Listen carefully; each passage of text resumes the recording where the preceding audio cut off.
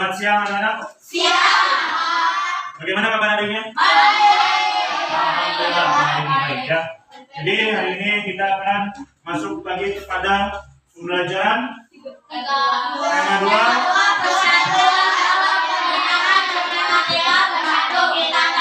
pembelajaran ketiga ya. Nah, jadi sebelum kita belajar, mari awali dengan berdoa. Silakan dipimpin oleh ketua kelasnya. Kita berdoa. A'udzubillahi minasyaitonir rajim. Bismillahirrahmanirrahim. Pangeran seribu seperti Allah tidak takut kunjunganlah kepada dunia. Semangatmu yang panas membara, dahulu ini warna ini. Saudara-saudara, sekarang Bapak ingin bertanya, hari ini yang tidak ada yang tidak masuk? Berapa orang?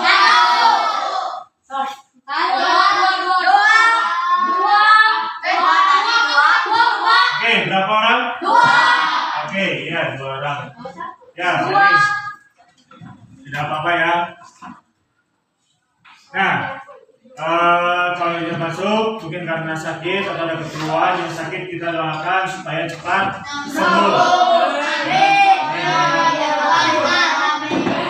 Ya, sebelum kita ini Bapak ingin mengingatkan sesuatu untuk kita amati. Ya, oke. Kira-kira ini gambar apa? Oke, kelompok ini yang kalian lihat kira-kira apa?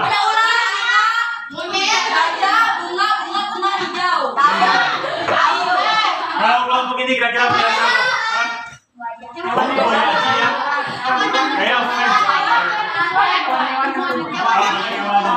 Oke, Randi selalu betul. Hah? Kalau yang di sebelah sini kira-kira apa tanggapannya? Oke, dari seluruh gambar ini kira-kira apa yang terbersih? Kalau itu ini jenis gambar apa sih?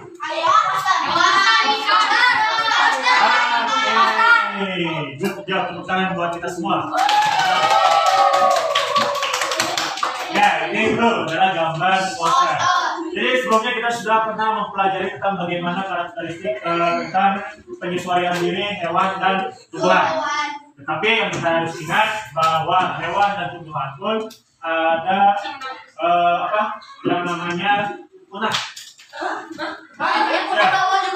Ya. Pada waktu jenis pasta gigi ya. Tapi kalau komodo, itu beda lagi ceritanya ya. Nah, ini adalah poster tentang melestarikan hewan dan tumbuhan. Kita sudah belajar sebelumnya tentang tumbuhan, bahwa tumbuhan itu terbagi habitatnya dalam 3 jenis. Apa saja kira-kira kelompok ini? Masih tahu nggak? Bahwa tumbuhan terbagi ke dalam 3 jenis.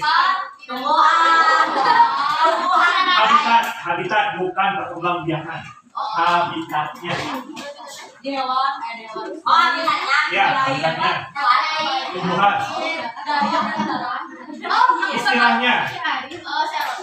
Ya, terus lagi. Oke, betul. Tangan bawah. Ya. Nah, kalau dalam penyesuaian ya, di mana yang namanya tumbuhan itu dan hewan perlu kita lestarikan. Kira-kira kenapa perlu dilestarikan?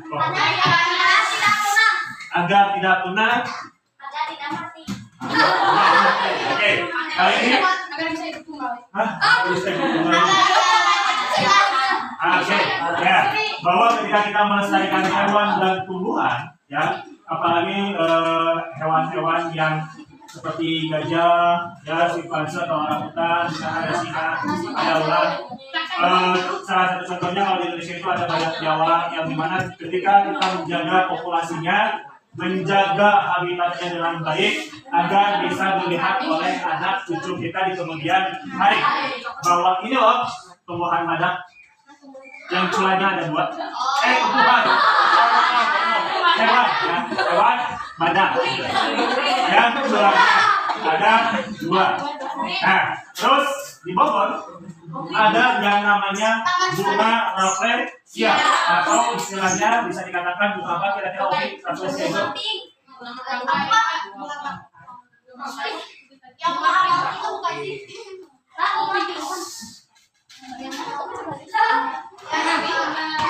Bunga dari kasih tahu teman-teman kita nggak pernah suka ya. Bunga bangka. Tapi ya itu kan bunga yang ibaratnya memang populasinya tidak banyak, cuma satu biji mah ya satu aja buat bunga bangkai. Jadi populasinya tidak seperti bunga mawar atau bunga-bunga yang lain, yang dimana ketika dia tumbuh atau berkembang dia bisa banyak gitu. Misalkan bunga bangkai itu paling cuma satu. Nah, nanti kita akan membuat poster. Ya.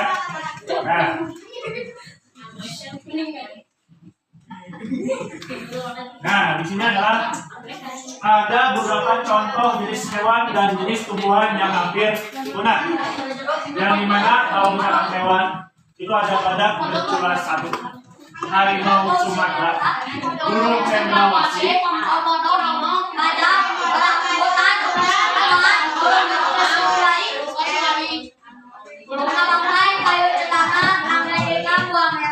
tuh, itu adalah jenis hewan dan tumbuhan yang dikatakan hampir punah. Hampir punah itu bukan dikatakan punah. Hampir punah itu berarti populasi yang ada di dalam hewan dan tumbuhan tersebut hanya sedikit. Ibaratnya kalau misalkan kita lihat badak bercula 1, kalau misalkan dikatakan tidak punah, maka dia akan mempunyai populasi ratusan atau sampai ribuan. Tapi karena hampir punah, mungkin dia hanya bisa dihitung oleh jari tangan. Bisa 8, bisa 10, bisa 2, bisa 5. Karena apa? Karena ketika cara berkembang biakannya itu dia sangat susah untuk berkembang biak. Betul? Ya. Ya ibaratnya ketika dia yang namanya ketika hewan tersebut kawin, ya, yang dibayangkan maupun sudah terbayang. Tetapi keberhasilan betinanya untuk hamil itu sangat sedikit. Betul. Badak ada kan di buah. Buah merah itu ya buah kayak nangka tapi warnanya merah kecil.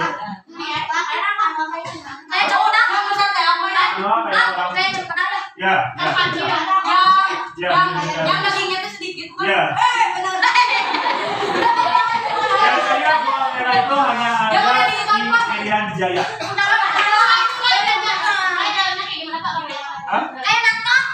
Yang bentuknya dari kain tapi masih yang kecil. Ya cuma kalau buah merah namanya belum tahu kok. Ya, belum tahu. Nah ini adalah hewan-hewan yang bisa dianggap hampir. Ya, bukan punah, hampir. Nah ibaratnya sekarang ini bapak nanya sama kamu pernah nggak lihat badak? Ada yang pernah, ada yang enggak? Nah, kira-kira berapa banyak populasinya menurut YouTube dan Google? Nah, tahu ya berapa?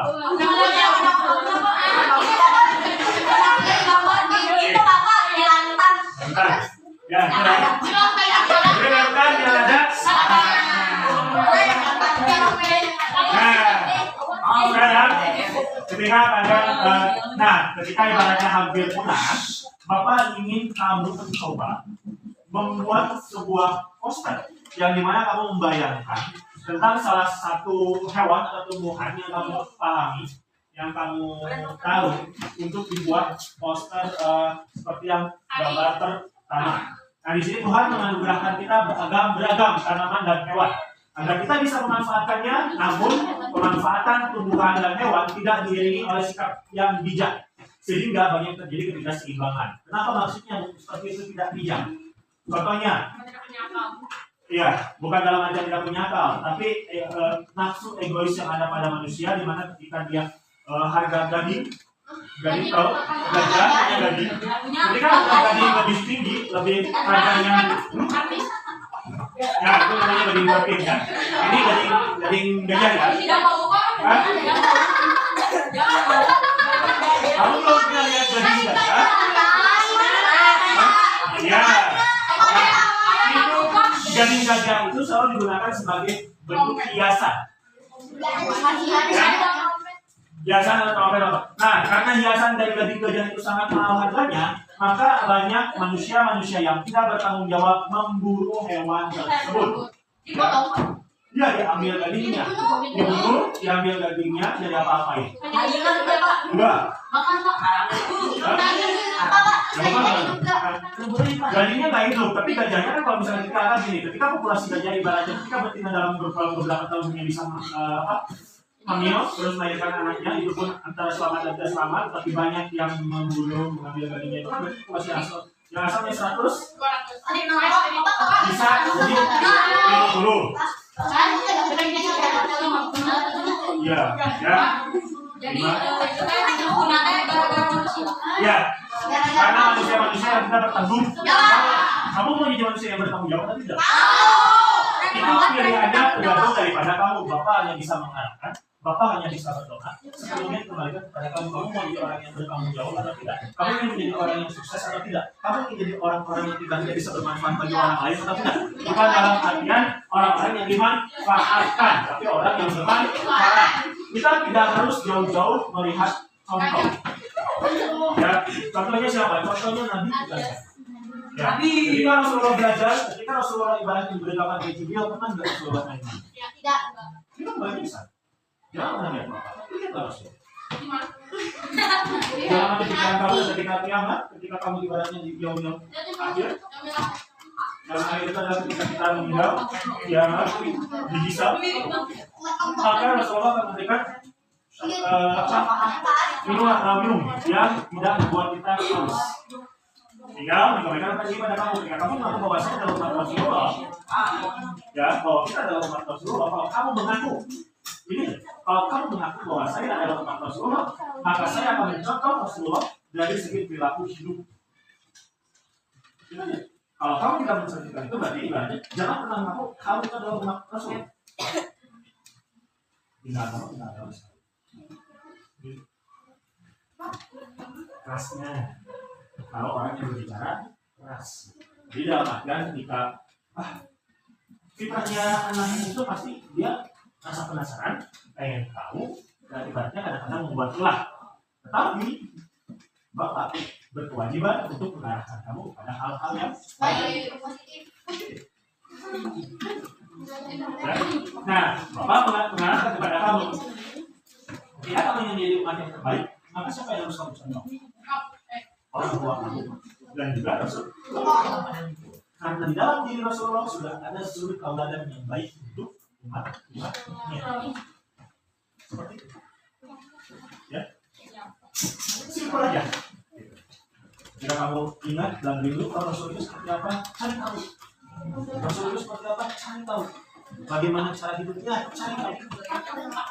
Ya, nah, kembali lagi. Sebagai warga negara yang baik, kita perlu bersatu melestarikan hewan dan tumbuhan agar manusia dapat hidup sejahtera. Kenapa? Karena manusia membutuhkan tumbuhan dan hewan. Contohnya,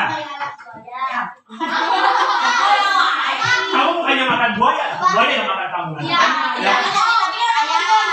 Ayam, sapi,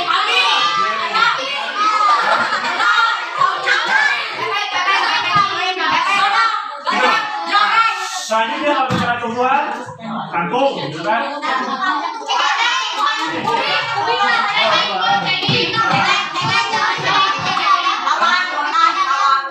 Oh iya, nah, sekarang tugas kamu adalah pilih satu tumbuhan atau hewan yang menurutmu perlu dilestarikan. Buatlah poster untuk mengajak seluruh warga sekolah tergerak hatinya untuk melestarikan tumbuhan atau hewan yang kamu bisa mempelajari poster bisa. Ya, jangan. Satu kelompok, satu gambar. Satu kelompok, satu gambar. Ya, bebas.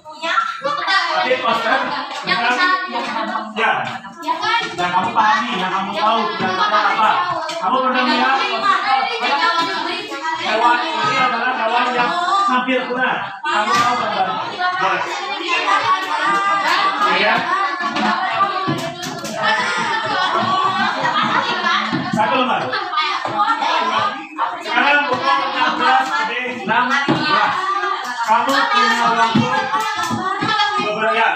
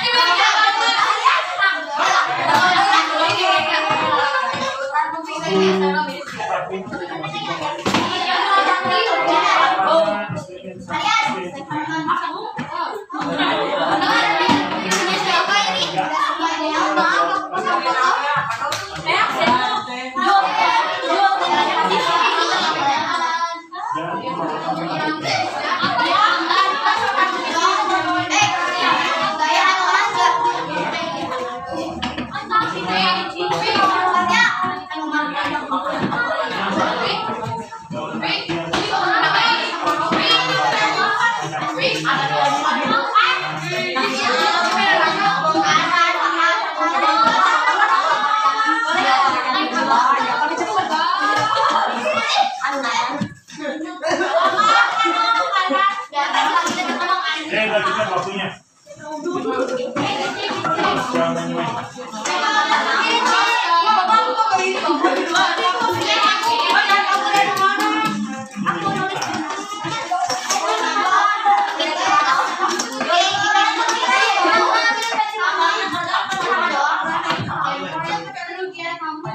Kalian nanti bikin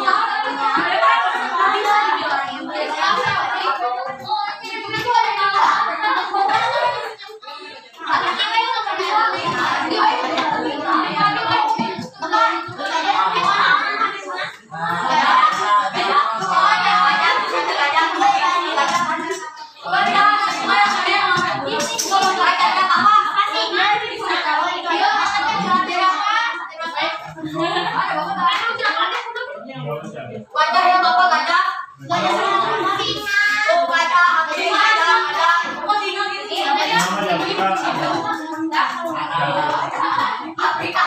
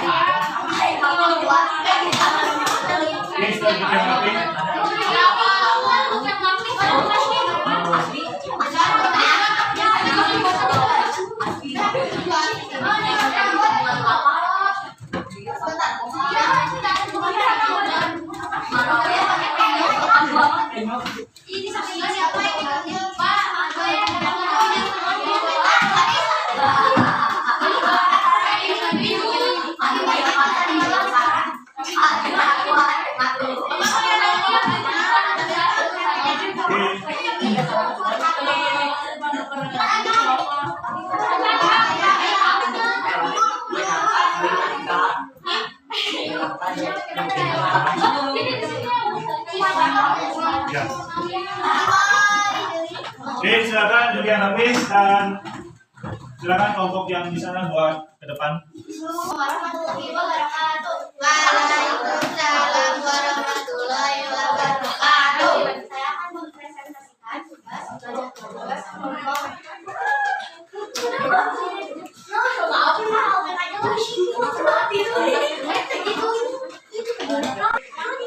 Assalamualaikum warahmatullahi wabarakatuh.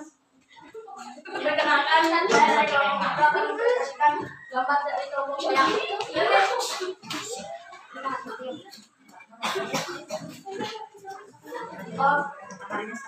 Melestarikan sadah Sumatera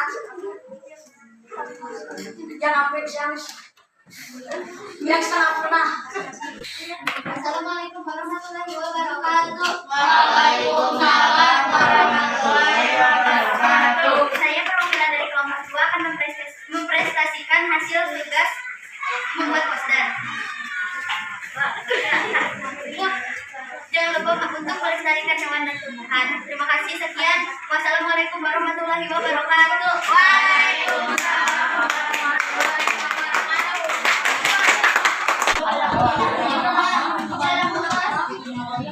Oke, dan jadi seperti itu ya. Nah, selanjutnya bahwa kita ada persatuan yang dapat membawa kebaikan. Ya. Kan di sana ada tentang sangsaka merah putih. Ya, di sini di mana sangsaka merah putih ini merupakan sebutan bagi bendera nasional yang memiliki makna. Warna merah putih ini memiliki makna yang dimana merah itu artinya berani, putih itu artinya bersih atau suci. Jadi merah itu melambangkan tubuh manusia, sedangkan putih melambangkan jiwa manusia. Jadi keduanya saling penting dan saling melengkapi. Ya. Oke. Nah, bahwa bendera ini dibuat oleh Ibu Fatma yaitu istri dari Presiden pertama Indonesia, yaitu Presiden Soekarno. Ya, di mana pada tahun 1944 bahan bendera terbuat dari katun Jepang dengan ukuran 276 cm ya kali 200 cm. Sejak tahun 46 sampai dengan 68 bendera tersebut hanya digunakan pada setiap hari ulang tahun kemerdekaan Republik Indonesia. Ya. Nah, di sini karena usianya sudah tua, jadi sangsaka merah putih terakhir dikibarkan itu pada tahun 1969. Bendera disimpan di Museum Nasional. Pemerintah kemudian membuat bendera duplikat dengan ukuran 300 cm kali 200 cm. Jadi sangsaka merah putih yang aslinya sudah ada, tapi karena sudah termakan usia, jadi disimpan. Ya. Nah, jadi kamu juga sama ya. Usia kamu itu nggak akan selamanya muda, nggak akan selamanya kamu dulu hidup, ya. Dan ketika kamu meninggal, pasti kamu akan membawa sesuatu yang harus kamu pertanggungjawabkan. Seperti itu ya. Nah, oke. Jadi, bagaimana pembelajaran kita hari ini? Alhamdulillah ya. Baik. Apa yang masih belum dipahami? Ada? Alhamdulillah ya. Jadi, belajar kamu tinggal bisa mencari informasi sumber-sumber yang lain ketika kamu mempunyai rasa penasaran. Ya. Alhamdulillah pembelajaran kita hari ini telah cukup dan kita juga telah mempelajari hal yang lainnya juga, dan diharapkan kalian masih harus membaca dan belajar di rumah. Oke, terima kasih. Wassalamualaikum warahmatullahi wabarakatuh. Terus dimulai kita berdoa.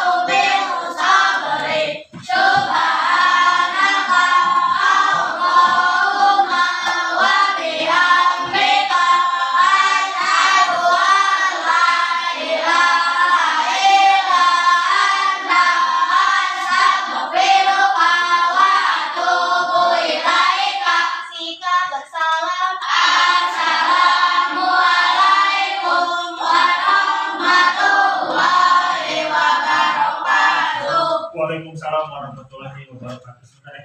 Jadi untuk buka